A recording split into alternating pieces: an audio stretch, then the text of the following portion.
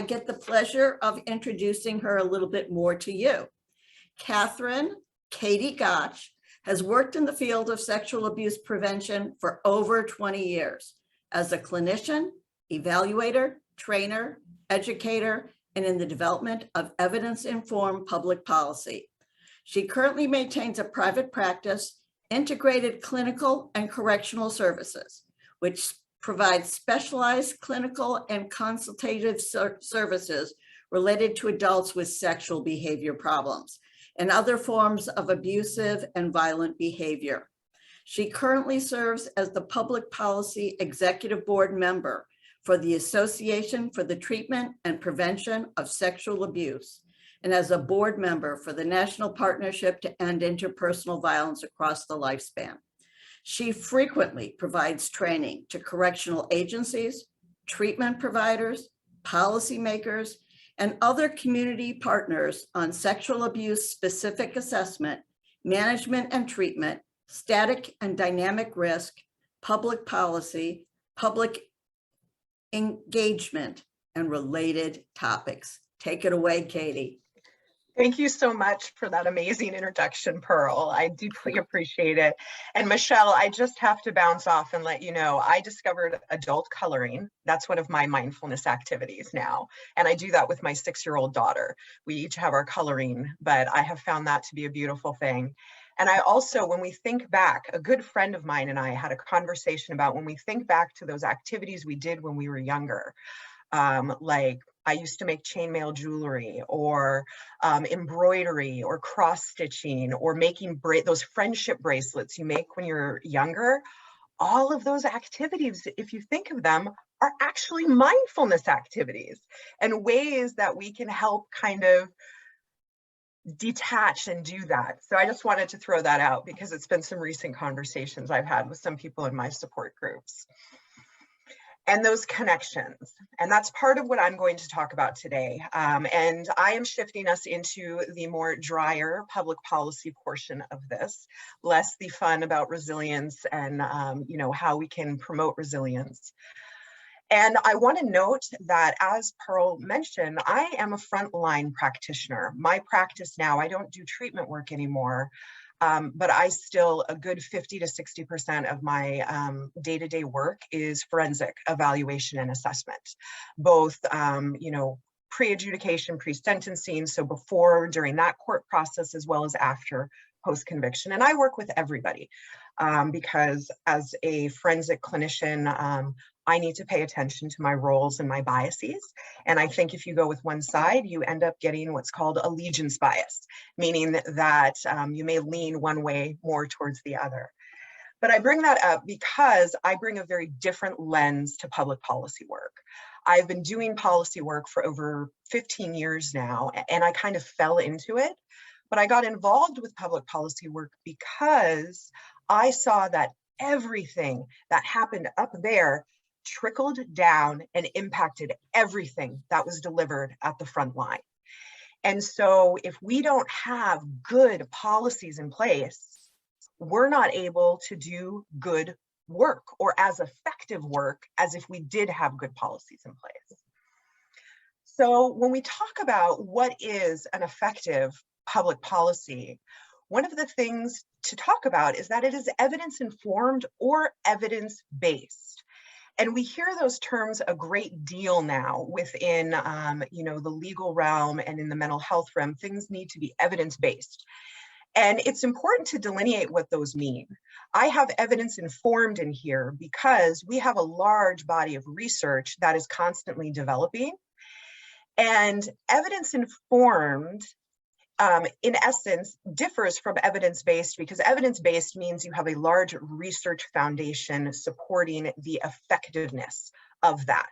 And because in the mental health, the criminological, the childhood adversity, all of these child protection, we have research that's constantly developing, or we don't necessarily have the robust research for things to be identified as evidence-based.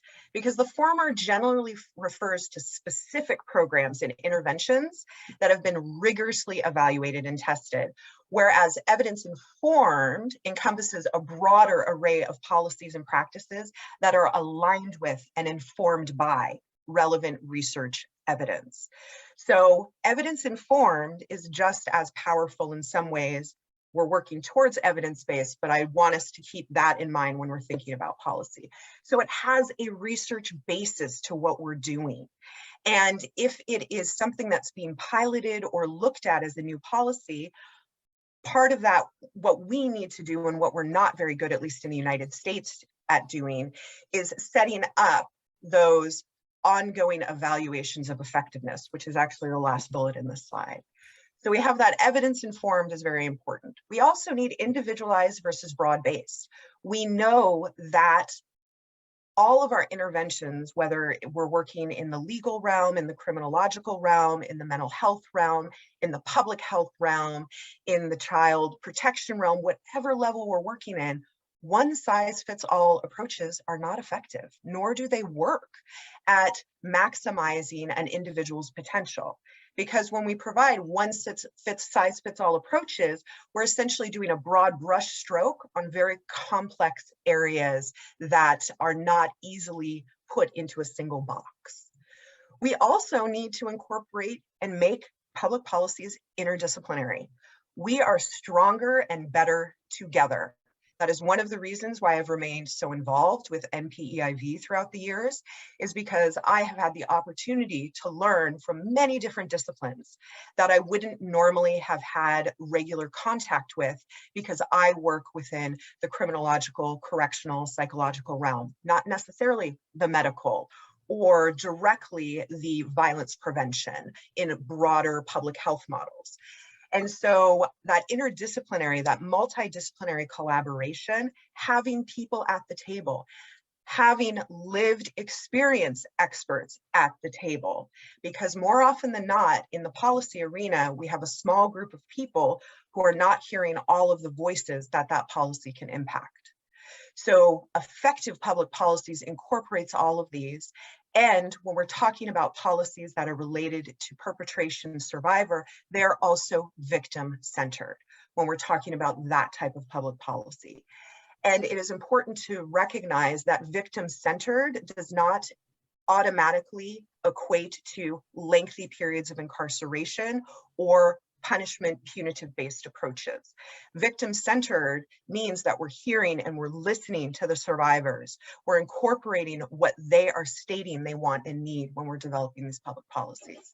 And then again, we have the QA piece with it, the quality assurance. And that's one of the areas we really lack here in the United States, is that ongoing evaluation of effectiveness. As my bio obviously highlighted, I have spent my 20+ year career working with perpetrators of sexual and violent crimes. And I have always viewed myself as a preventionist because we have to provide support services, education, treatment programming, accountability, all of those things to help people who have harmed learn not to harm again. And so registration reform is one of the areas I work in, because we have a number of policies that actually have the unintended consequence of increasing rather than decreasing community safety and recidivism risk potential by some of the policies that we apply. And part of that reason is those policies were passed 20, 30 years ago, and there has been no method or ability for ongoing evaluation of the effectiveness of those programs. So just a few things when we're thinking about what is truly an effective public policy. And these are really, and I like this, I was digging around for some fun pictures for this session. And I really did like this, because you have this little thing in the middle. That's really where public policy lies, in all of these different areas. And I obviously love it. And I don't really understand why I love public policy, but I do. And I've been involved in it for a long time. So we've talked about what makes an effective public policy, but what's a trauma-informed public policy, and what does that mean when we're looking at expanding how we address and look at the importance of trauma-informed care and similar practices within what we do? And it is in sum essentially the same as an effective public policy, with the addition of adding in that trauma-informed approaches or trauma-informed lens. So trauma-informed approaches really promote resilience in staff and those receiving services across all levels of a system. When we talk about all levels of a system, we're talking about top down. So you're focusing on incorporation and shifting institutional or organizational culture to recognize trauma. There's an understanding of trauma across the lifespan. There's an ongoing assessment of the problems related to the trauma. And that is applied to everyone, not just the clients we serve, but as an organizational approach to how they are developing the policies and management for that organization or entity. And then that goes to political arenas as well. We can do this at high level, federal and state level legislation. We just have to have that integration of that knowledge about trauma and recognizing that our main goal is not to cause re-traumatization through the application of that policy or that intervention or that procedure. So a program, organization, or system that is trauma-informed realizes the widespread impact of trauma and understands potential paths for recovery and recognizes the signs and symptoms of trauma in clients, families, staffs, and others involved in the system, and responds by fully integrating that knowledge about trauma into policies, procedures, and practices, and seeks to actively resist re-traumatization. I work with people who harm other people. And more often than not, those individuals have themselves been harmed, most often during childhood, during developmental years, and going on into adulthood. Their own traumatization and adverse experiences does not remove or mitigate the harm they cause another person. But how effective are our practices and procedures when our responses to someone who has harmed someone is to, more often than not, place them in a situation or an environment that has high likelihood and probability of re-traumatization. So just think about that. I'm talking about our legal system, but that can apply to many different systems we have. Just having a conversation with a friend who is an educator herself. She has, her child is on the autism spectrum, and discussing with her the difficulties she is having in getting him appropriate educational interventions and placement within his current school that meets his individualized needs as a neurodivergent child is heartbreaking. And she is an educator herself. And he is now he is a high functioning child. He played very well with my 6-year-old, very exuberant daughter that I have. She's that child who will tell you her name and is friends with everybody. And this boy is currently placed in a really inappropriate childhood, like classroom setting for him. And he's not getting stimulated or getting the connections and the interactions he needs to fully develop.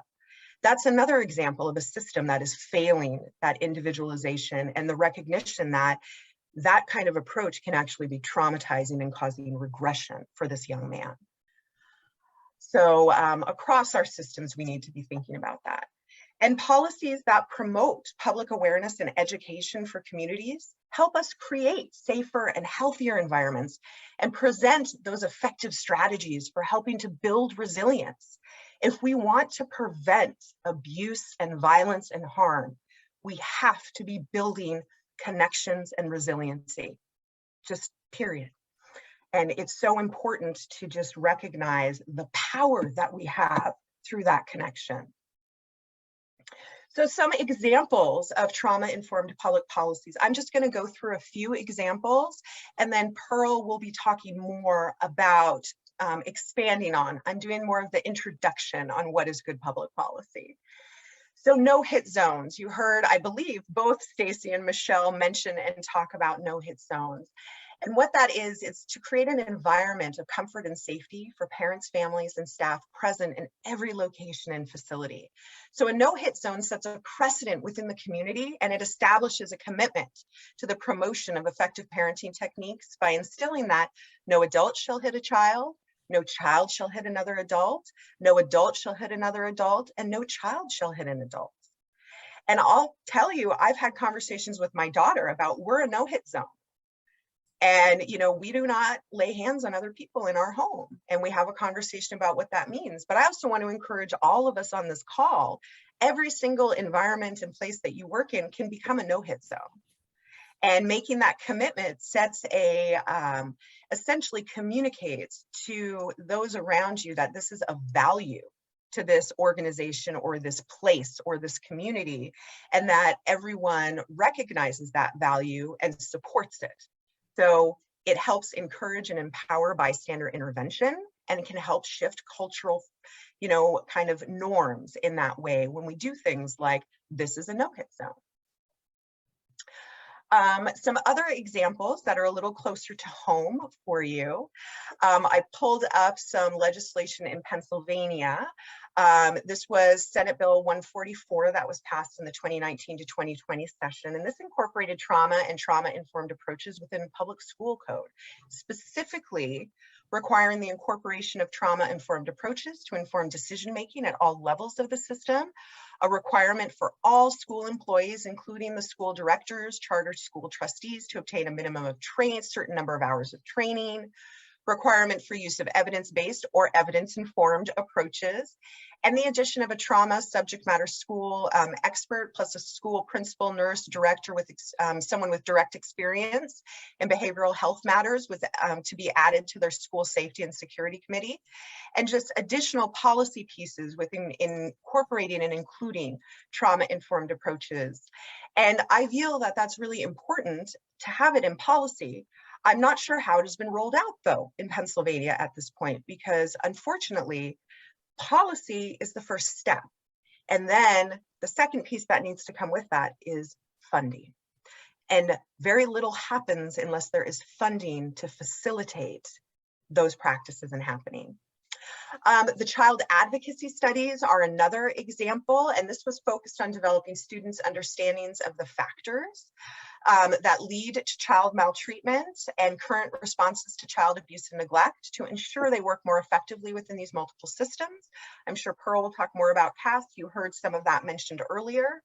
I also wanted to throw out a couple of other ones that I'm familiar with just within my own work. I'm actually here in Oregon, so I'm your West Coast person today. But the Compassion Prison Project is a pretty amazing project that is focused on, you know, to create trauma-informed prisons and communities by bringing childhood trauma awareness, education, and healing to prisons and communities in the US and globally. There are other countries that have much lower recidivism rates and also address and deal with interventions in a very more holistic and community-based model. A colleague and friend that is with the New Zealand Police, she is the psychologist with the Sexual Offense Registry, and the way they apply their registration in New Zealand is a much more wraparound holistic approach and based on reintegration and providing community supports to the individuals as they reintegrate back into their communities. Versus here in the United States, many of our policies tend to be more punitive and shame and punishment focused versus rehabilitative and preventive focused.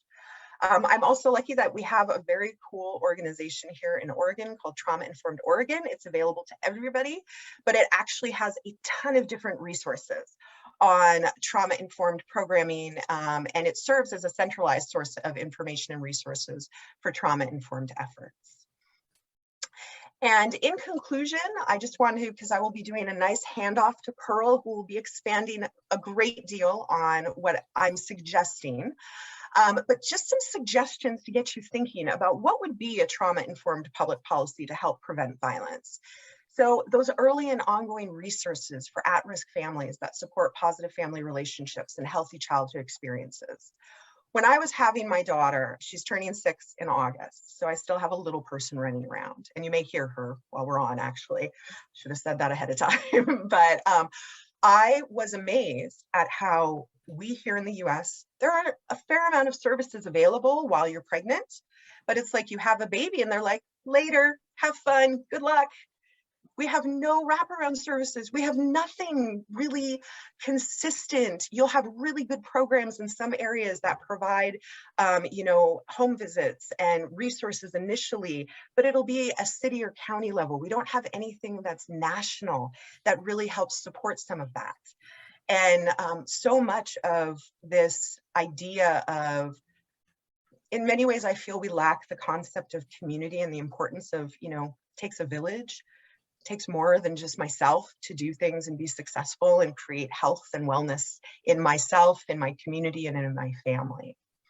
School environments which support positive student-teacher, student and staff relationships, access to age-appropriate mental health support within all educational settings, overarching policies that support income stability, food security, housing security.